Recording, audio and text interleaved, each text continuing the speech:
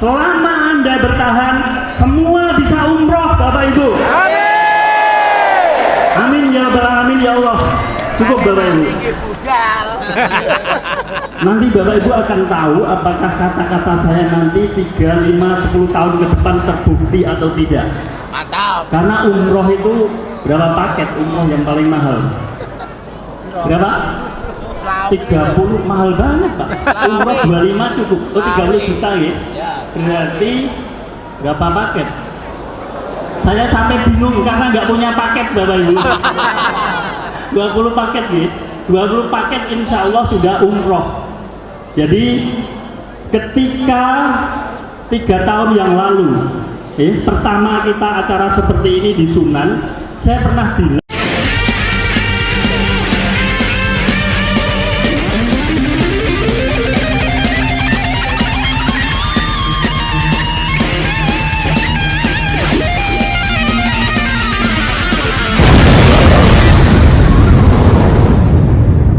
Halo, assalamualaikum warahmatullahi wabarakatuh. Aku sekarang berada di puncak, nggak di puncaknya sih ya. Ada view yang bagus lah ya. Ini sekitar Munhak Incon. Jadi suasananya bagus, segar, angin juga menyenangkan. Kali ini aku mau bercerita tentang pengalaman saya tentang soal investasi pada tahun 2018 yang lalu. Gagal investasi lah ya. Kebohongan investasi atau investasi bodong gitu ya.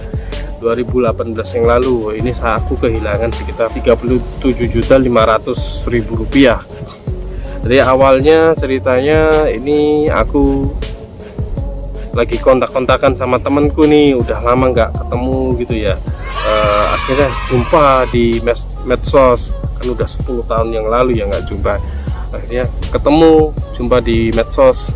Akhirnya aku telepon-teleponan, chatting, lalu juga tanya, namanya orang udah usia 30 ke atas ya, yang diobrolin ya tentang usaha, sekarang usaha apa, sekarang kerja apa, bisnis apa, gimana, lancar nggak gitu. Terus temen ngomong, aku lagi bisnis, aku lagi usaha budidaya semut rangrang sing opo? Semut keranggang. Oh, semut keranggang, semut yang merah itu loh. Jadi itu dibudidaya. Jadi aku tanya, buat apa semut itu? Itu kanggo obat. Terus jadinya diekspor nang Jepang. Oh, gitu. Ya. Terus gimana? Lancar nggak? Ya, sistemnya ini sistem kemitraan. Jadi mainnya itu dari sistem kemitraan itu kita beli paket, jadi beli bibit, lalu nanti diambil oleh CV tersebut, dipanen istilahnya lah ya. Lalu harga bibitnya itu satu paket, hitungannya paket, harganya itu 1,5 juta satu paket. Jadi satu paket itu dapat 2 toples. Jadi itu nanti dibudidaya selama 5 bulan, baru nanti setelah 5 bulan diambil oleh CV, dibayar 2.200.000. Jadi untungnya 700.000. Jadi 700.000 itu masih kotor, nanti dipotong biaya kita sendiri dari biaya pemberian pakan. Sebenarnya nggak ribet sih, setelah pakan itu biaya perawatan sebenarnya nggak begitu banyak sih ya untuk pakan ya, paling hanya untuk ulat, diberi pakan ulat, lalu juga dikasih air gula gitu. Kawan semut kan suka manis-manis itu juga, apalagi ratunya itu. Sebenarnya aku nggak begitu tertarik, dan aku sendiri nggak begitu tertarik dengan investasi begitu. Lalu besoknya aku kok kepikiran gitu ya, namanya gaya-gayaan gitu ya investor. Aku langsung main-main hitung cepat, kalau 1,5 juta dapat 2.200.000 dalam 5 bulan. Lalu kalau misalnya 15 juta dapat 22 juta ya kan, untung bersihnya 7 juta lah ya. Lalu kalau misalnya 150 juta dapat sekitar 220 juta, jadi itu untung bersihnya 70 juta lah ya. Nah, dari 70 juta dalam 5 bulan, kalau dihitung per bulannya itu sekitar 14 juta lah ya. Dari aku pikir 14 juta dalam waktu 1 bulan dengan 150 juta kok enak man golek duit gitu ya, kok ngono tok ayo nyantai-nyantai bisa dapat uang banyak gitu. Akhirnya aku oke, gabung lah. Waktu itu aku main pertama kali itu sekitar main 15 juta, aku main 15 juta. Nah, karena aku kan kondisi masih di Korea ya, belum di Indonesia, jadi sistemnya itu nanti sistem komunal. Jadi aku nggak pelihara, tapi temenku yang pelihara. Jadi hitung-hitungannya komunal itu kalau satu paketnya itu 1.500.000, panennya 2.200.000, itu bersihnya 700. Jadi dibagi dari 700 itu untuk komunal itu 500 untuk aku, lalu yang pelihara 200. Nah seperti itu. Lalu waktu aku main pertama kali itu, waktu itu aku kan main 10 paket. Jadi temanku sendiri itu udah bermain 200 paket. Jadi bayangin 200 paket, kalau 100 paket aja udah 150 juta, kalau 200 paket aja udah 300 juta. Dan bahkan sudah banyak yang juga yang bermain ribuan paket. Nah, itu udah miliaran itu ya.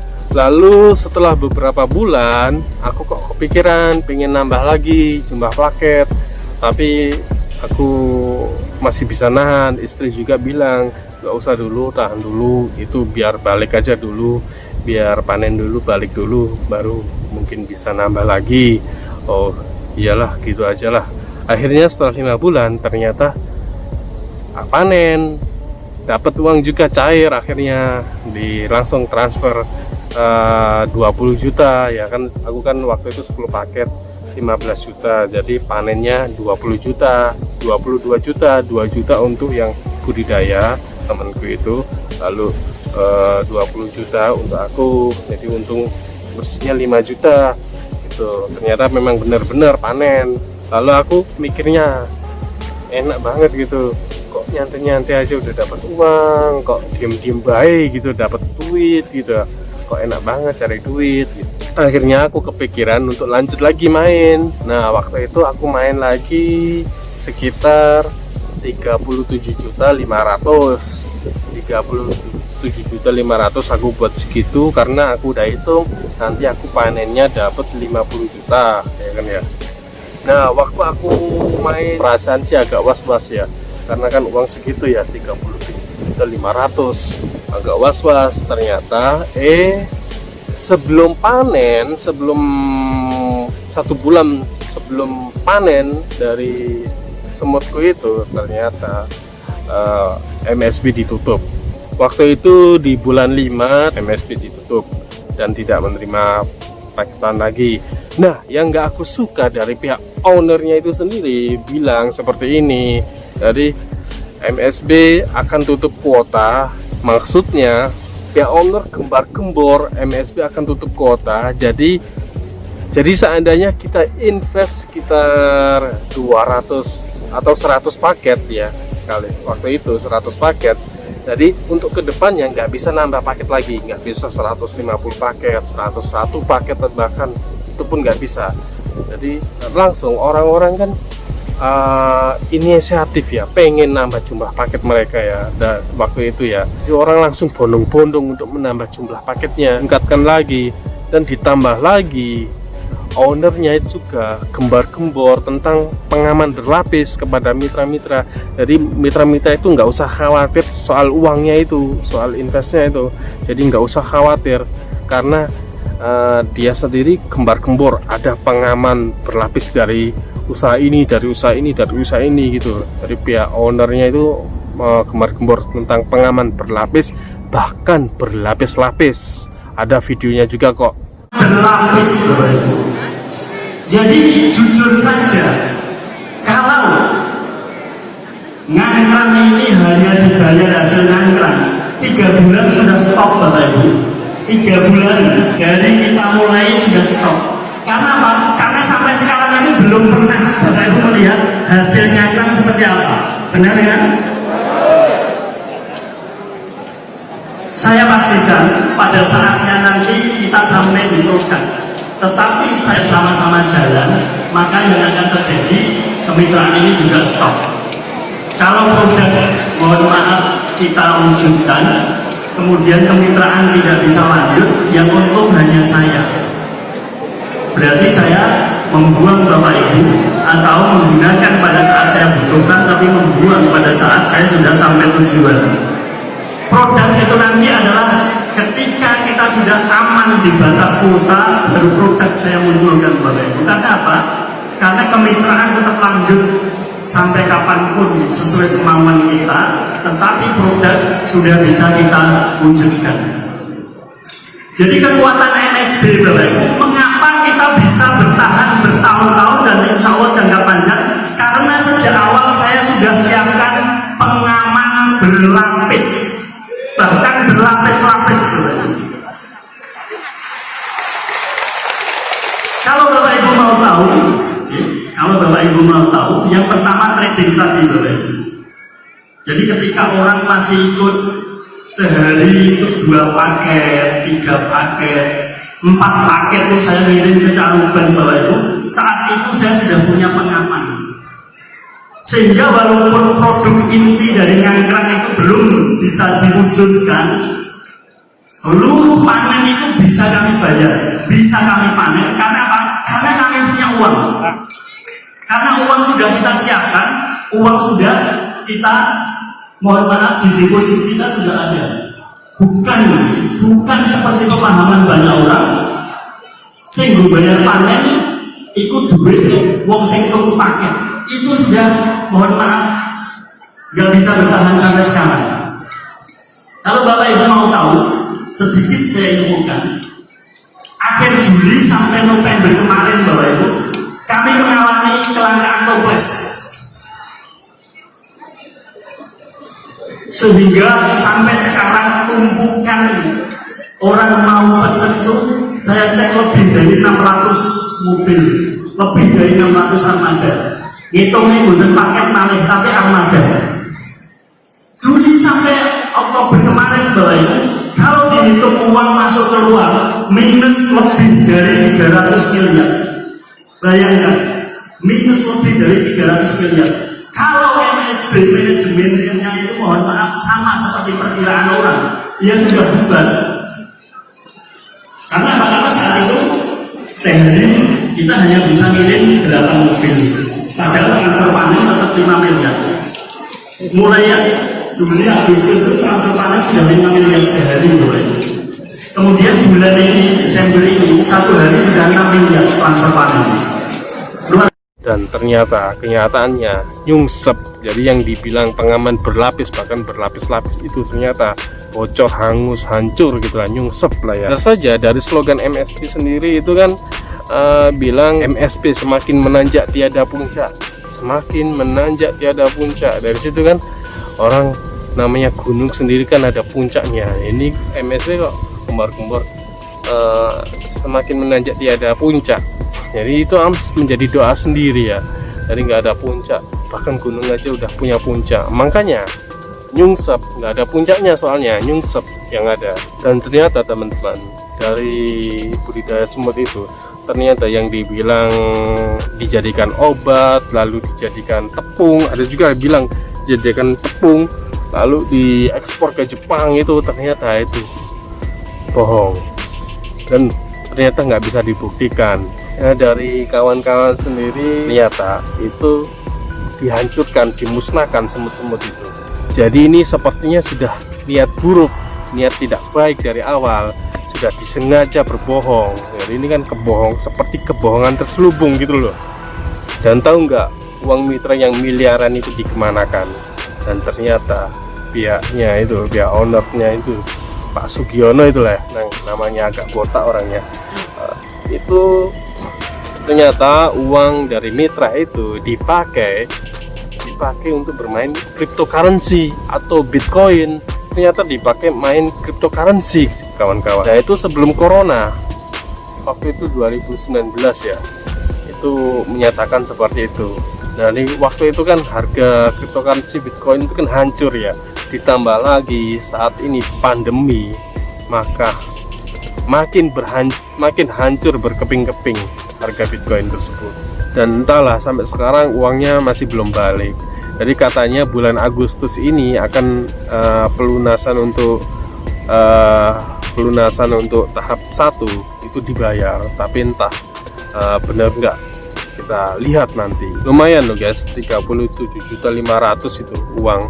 Gimana coba kita cari duitnya itu bersusah payah di luar negeri gitu ya, dan nabung ternyata dipermainkan oleh orang seperti itu. Ya kita berharap uangnya itu bisa balik lah ya, paling tidak ya separuh atau sepertiga gitu ya. Kalau dihitung sepertiganya, kalau 30.500.000 itu kan sekitar 12.500.000. Nah kan udah lumayan, uang segitu kan udah lumayan banyak juga ya. Dari 500.000 nya sendiri kalau dipakai untuk makan bakso di kampung gitulah, bisa buat satu keluarga, bahkan jika bisa untuk satu kampung ya kan. Balik sepertiga itu juga nggak apa-apa lah, anggap saja kita gagal invest gitu lah ya, gagal nggak apa-apa. Tapi kalau nggak balik sama sekali, dan itu ternyata awalnya sendiri udah berbohong, dari semut katanya dijadikan ini itu, ternyata bohong, dan ternyata bermain Bitcoin atau cryptocurrency, nah itu kan bohong. Dan juga ada usaha lain juga seperti usaha KMS, dan itu kan entah gimana, itu kan cuma main sembako dibungkus-bungkus gitu aja, mie instan, lalu minyak gitu, dipikir orang makan minyak gitu, apa dipikir mitranya itu disuruh makan minyak, makan mie gitu aja, nggak makan sayur, nggak makan daging begitu. Aku menganggapnya itu merendahkan mitra gitu lah. Oke guys, sekian itu pengalaman saya, pengalaman pribadi. Semoga teman-teman ini bisa menjadikan pelajaran. Sebenarnya saya ini nggak begitu suka dan nggak begitu percaya dengan investasi tersebut. Tapi karena dalam mitra ini juga ternyata waktu itu ada juga polisi, dari pihak toko polisi, TNI, atau bahkan juga pihak pejabat yang ikut gabung jadi mitranya. Nah dari situ aku percaya, aku kok pengen gabung, kan ada toko-toko orang-orang yang toko-toko publik gitu lah ya.